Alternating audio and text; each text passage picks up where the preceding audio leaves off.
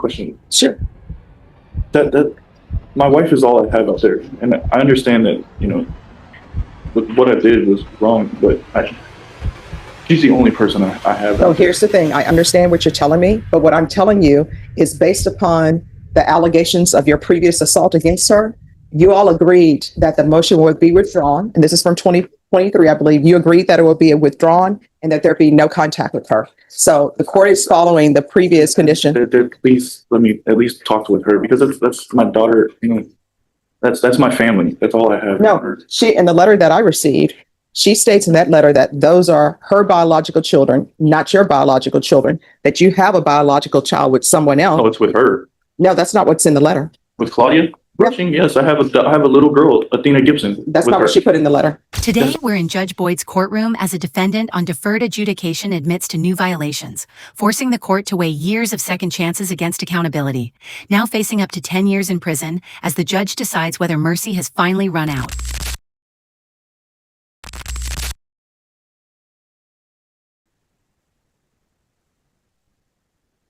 All right, I need a file stamp for an MTR, please.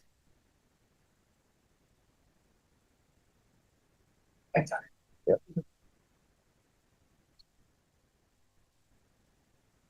So the last time we were here, on September 29th, he pled not true to violations 1 and 1. So is that still the case? No, Your Honor. My client wishes to change his plea to true to both the allegations. All right.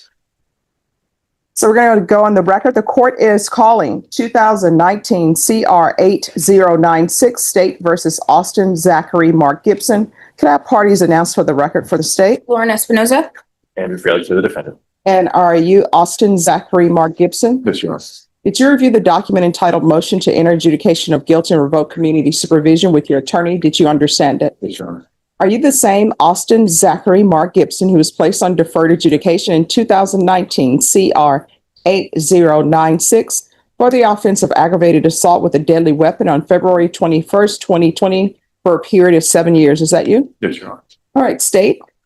Your Honor, violated condition number 1, on or about the 31st day of August 2025 in Bexar County, Texas. The defendant, Austin Zachary Mark Gibson, committed the offense of criminal trespass in violation of condition number 1. How do you plead to that? True.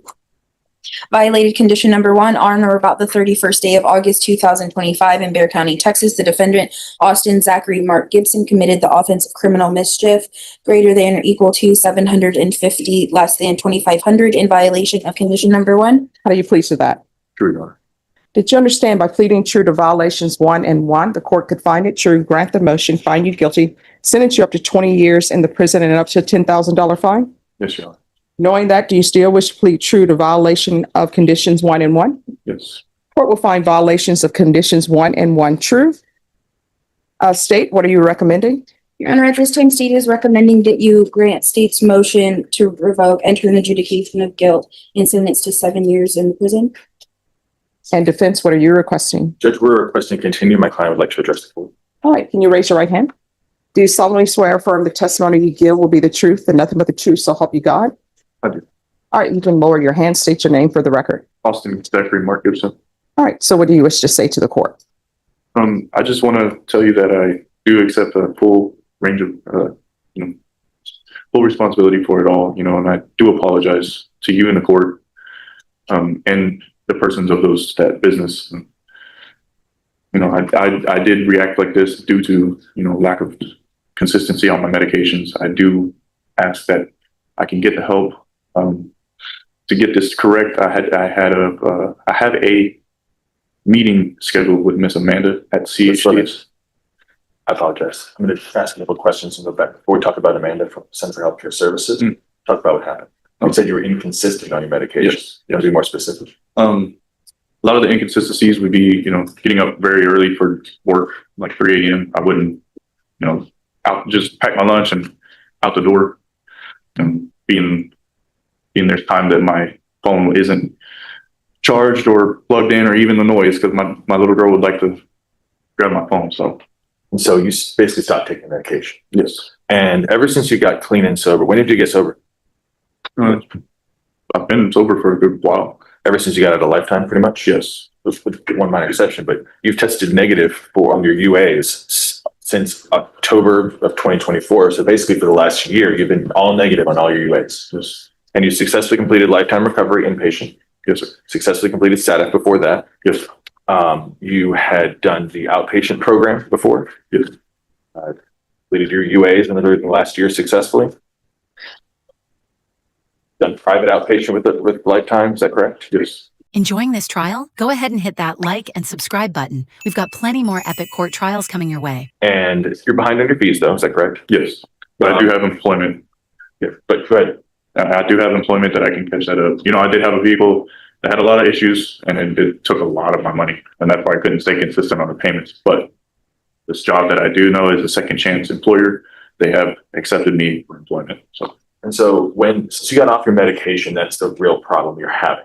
Yes. And what happened with this specific incident? It was just time of day. It was hot. I just got frustrated. I outlashed towards just an inanimate object rather than a person. And, broke the fence, and I was looking for water for my radiator because I thought it was the radiator that had failed, but it was the water pump. So I tried to put water into the reservoir so that it could feed back into the radiator, but I didn't find nothing but maybe a quarter of a cup. But what happened was you were trying to fix that. Yeah, I wanted to fix that, and I couldn't find a water faucet that worked. So I said, you know what? I already broke the fence. Let me go to the roof and let me see if I can find a run valve for the HVAC system. Well, I found one. I tried to turn it, and it didn't work. So when I stood up, I slipped and I kicked the piping right there. And what does that have to do with you being off medication? Talk to us about that. That's just me. My mood swings have been. It's been a lot of up and down, and I never really understood how to talk to anybody about that. I would like to try to talk to my team there at the Center for Healthcare Service, but when I do call, a lot of the numbers, either when I call they answer and hang up, or it sounds like a fax machine, like a beep boop beep boop boop. I have a question. Yes, sir. You've been before me previously for a violation of condition number 1. Yes. And whenever there's a violation of condition number 1, that's a new charge. So what was your previous violation of condition number 1 for? I can't recall. All right. Could somebody look that up and tell me what that previous number 1 was? Because once you had a violation of condition number 1 for that time, the court denied the motion, and that's when you got sent to lifetime recovery. And the motion was withdrawn. So there was a previous number 1. Yes. What was the previous number? In 2023, the new offensive assault was withdrawn in 2023, and conditions were amended to include drug court, lifetime recovery. All right. So that was an assault. And who was the complainant in that assault? It was my wife, The name? Claudia. Yes. And now I have a letter, defense exhibit number 1, with her saying, there were some issues between you as far as you're not doing your medications. Yes. All right, continue. I'm just trying to get the sequence of events in my head. Yes. All right. And it's just been there's not much else I could say about it. It's just, I've had a lot of, problems within myself trying to find either courage or, cry out. I'm not sure, but I didn't know that I could even come to you. A lot of people told me I could ask you. No, because let me just tell you, let me stop you right there. You're saying that you can't come to me. No. I don't believe that. And let me tell you why I don't believe that. And your counsel will tell you this. Everyone in this court who is placed on probation, I let them know. If they have an issue, let their officer know. If they feel as their officer is not addressing it, then you can come back to me. And every time that somebody's had a motion to revoke, if I've continued them, I tell them that. So don't start with, I didn't know I could come, because that's not true. Yes. Yes. And my plan is to get with Miss Andrea at Center for Healthcare Service, and explain to her my, issues that I've had personally, and see who she could get in touch with, with the care team over there that I can follow through with.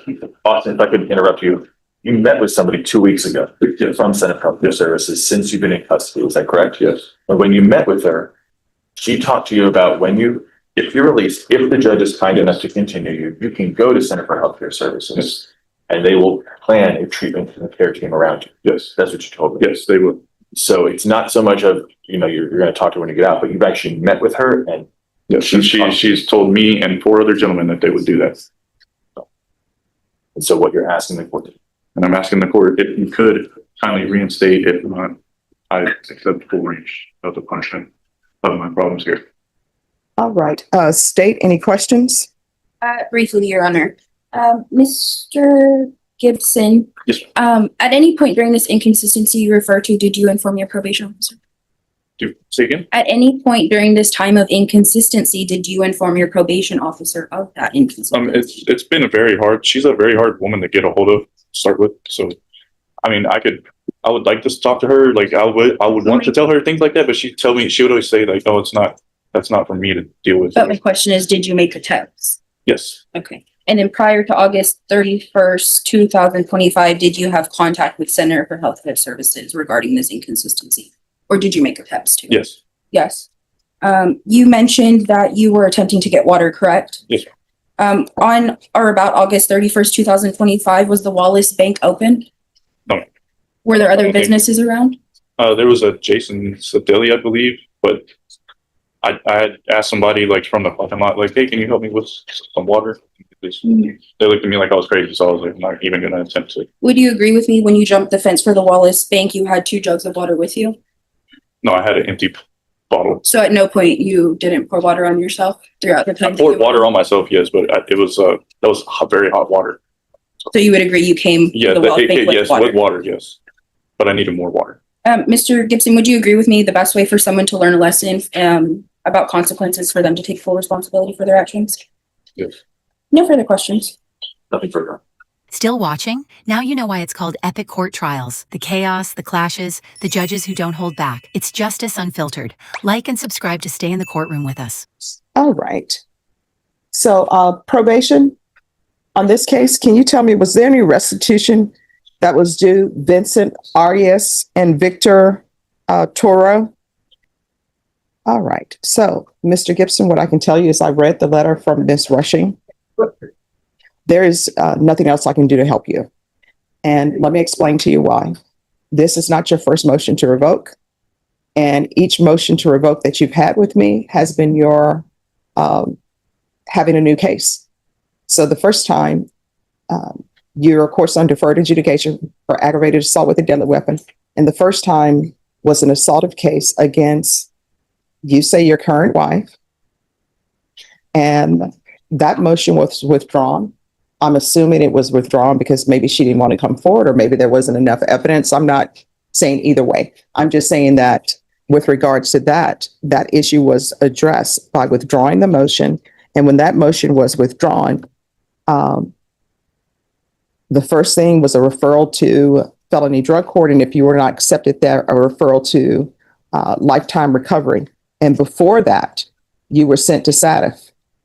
So there is, and then, well, actually, you've had more than one motion to revoke. So you had a motion to revoke in 2020. That was a violation of condition number 1. The court found that true after your plea of true. You were denied an alternate amended with a TAP evaluation follow recommendation. Then on November 2020, you're like, hey, I'm ready for treatment. Let me do it. And I said, okay. And that's when you were with your new wife and there was supposed to be no harmful or injurious contact with her. And then after that happened, then there was a motion to revoke that was withdrawn and they alternately amended conditions to include no contact with Claudia Rushing. And here we are with another number 1. And based upon the state's cross-examination and your answers, this wasn't about your seeking water. You had 2 jugs of water and you actually poured water on yourself instead of pouring it in your vehicle. So as previously stated, the court is finding 1 and 1 true. The court is going to find you guilty. The court will revoke you. There's an affirmative finding of deadly weapon. There's to be no residing in any household with minors. Why is that?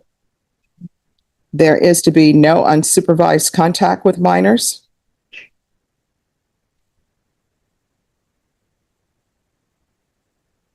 And the court is going to have the previous conditions that were previously given. There's to be no contact with Claudia Rushing.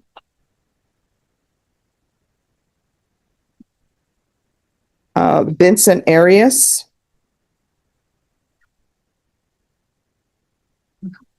And Victor Toro. I think it's Tovar, Tovar. You're wrong. And the court is going to sentence you to 10 years in the prison. The court will give you credit for any time served, credit for any time served for successful completion. Thank you. All right, if you let the clerks know. Successful completion of inpatient treatment. Court will recommend therapeutic community. Therapeutic community doesn't increase the time that you're in custody. It's just to provide you with help with your sobriety. Going to show you what's entitled Trial Court Certification of Defendant's Rights to Appeal. Did you review that with your attorney? Did you understand it and sign it? All right, you do have a limited right to appeal. That right to appeal is as it relates to the allegations in the motion, not the fact that you are in deferred adjudication. Quick question. Sure. That my wife is all I have up there, and I understand that, you know, what I did was wrong, but she's the only person I have. So here's the thing. I understand what you're telling me, but what I'm telling you is based upon the allegations of your previous assault against her. You all agreed that the motion would be withdrawn, and this is from 2023, I believe. You agreed that it will be withdrawn and that there be no contact with her. So the court is following the previous condition. Please let me at least talk with her, because that's my daughter. You know, that's my family. That's all I have. No, in the letter that I received, she states in that letter that those are her biological children, not your biological children, that you have a biological child with someone else. Oh, it's with her. No, that's not what's in the letter. With Claudia Rushing? Yes, I have a little girl, Athena Gibson. That's with not her. what she put in the letter. Yes, I have a biological daughter with her, Your Honor. Well, what I'm telling you is when you're released, you're not allowed to have any contact with her. When you're at the prison, you're not allowed to have any contact with her. You're not allowed to have any unsupervised contact with minors, and you're not allowed to reside in any home where there are minors. And that's based upon the letter that was presented to me. That's based upon your current actions. And Judge, could we modify that to allow him to have contact with his biological daughter?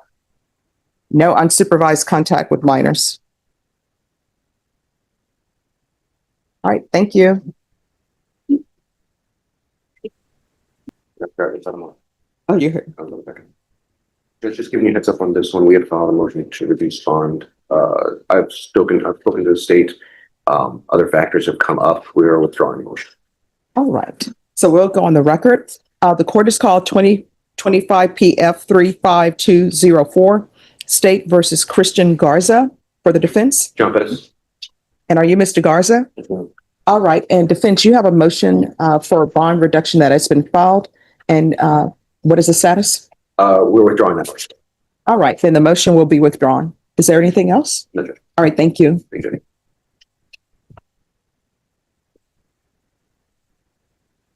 Suarez Marino. So this is a motion. He's requesting a bond reduction. His next court date is October 20th, and that's for discovery. All right, the court is calling 2025 CR 007922, State versus Jesus Suarez Marino. I believe this is family violence. Yes, All right, can I have parties announced for the state? Defense? Javier Padilla for the defense.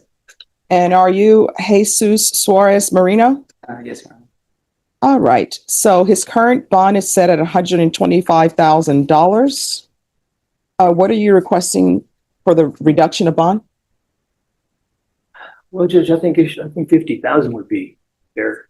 All right, so you're requesting 50,000. And state, are you going to be opposed to the reduction? Yes, we are, Your Honor. All right. Defense, do you have any evidence? I do, Judge, Yes. but my witness is unavailable today, so I will need to withdraw the motion or reset it for another day. All right. When will your witness be available? I have to get a hold. All right. So what we can do, is your witness able to appear by Zoom? Okay. All right.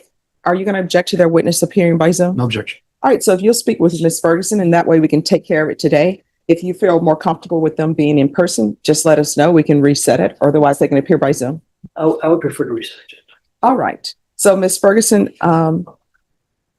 this motion will be withdrawn, and we're still on the record, correct? Yes, ma'am. All right. So defense, are you withdrawing the motion to reduce bond? I am, Your Honor. All right. The motion will be withdrawn. Thank you. Thank you. You're welcome.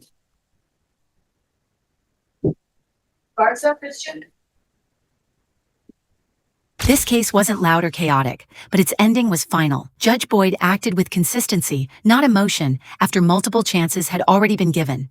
Deferred adjudication offered opportunity, not immunity. And once that opportunity ran out, the court stepped in. Progress matters, but follow-through matters more. Let us know in the comments. Was the system patient enough, or should intervention have come sooner? Thanks for sticking around till the end. You're watching epic court trials, and trust me, the next case is even wilder. Like, subscribe, and share your thoughts below. We'd love to hear what you think. Stay tuned for more unfiltered justice.